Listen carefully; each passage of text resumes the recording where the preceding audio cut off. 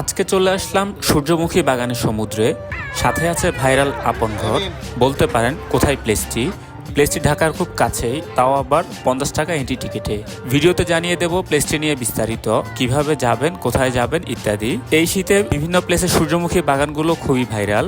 ঠিক তেমনি একটি প্লেস হলো নরসিংদীর নাগরিয়াকান্দি সূর্যমুখী বাগান। নাগরিয়াকান্দি ব্রিজটি অনেক বিশাল, আর এর নিচে গড়ে উঠেছে বেশ কয়েকটি বিনোদন কেন্দ্র। আরেকটি আকর্ষণীয় বিনোদন কেন্দ্র হলো গোল্ডেন স্টার পার্ক, যেটি বিশাল একটি পার্ক, তাই এখানে আসলে একসাথে কয়েকটি জায়গায় ঘোরা যায়। এটির আরেকটি বিস্তারিত ভিডিও আসছে আমার চ্যানেলে এবং পেজে। সানফ্লাওয়ার গার্ডেনে ঢুকতেই রয়েছে আপন ঘর। আমরা আগে সূর্যমুখী বাগান দেখতে যাই। এখানে তারা প্ল্যান মোতাবেক সূর্যমুখী গাছ লাগিয়ে থাকে, যেন সবসময় ফুলের সৌন্দর্য উপভোগ করা যায়। বাগানের উপর একটি মাচাও রয়েছে, যেখানে উঠে সবাই ছবি তুলছে।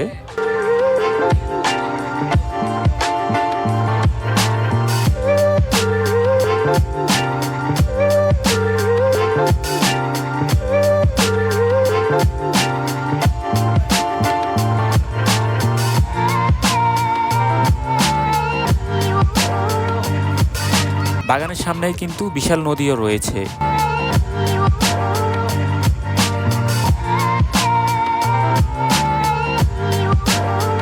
এখানে কিন্তু ফটোগ্রাফারও পাওয়া যায় এই সৌন্দর্যের সাথে ছবি তোলার জন্য।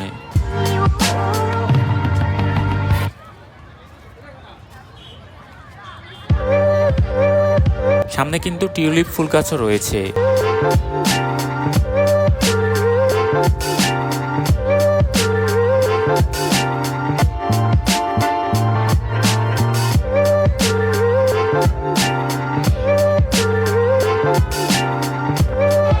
রেস্টুরেন্টে বসে প্রিয়জনের সঙ্গে খাবার খাওয়ার সুযোগ রয়েছে, যেখানে খুব রিজনেবল প্রাইসে খাবার পাওয়া যায়।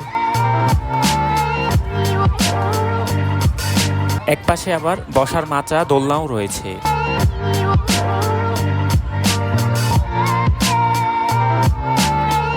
এখানে এন্ট্রি পথে এবং অন্য পাশে বিশাল ছাতা মরানো এরিয়া রয়েছে, যেখানে খুব সুন্দর ফটো সেশনও করা যায়।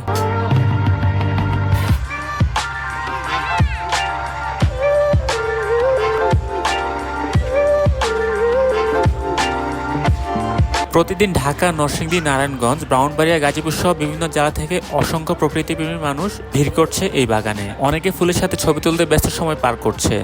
ছোট ছোট মৌমাছিগুলো ফুল থেকে সংগ্রহ করছে মধু। সকাল থেকে বিকাল পর্যন্ত জায়গাটি নানা বয়সের মানুষের মিলনমেলায় পরিণত হয়।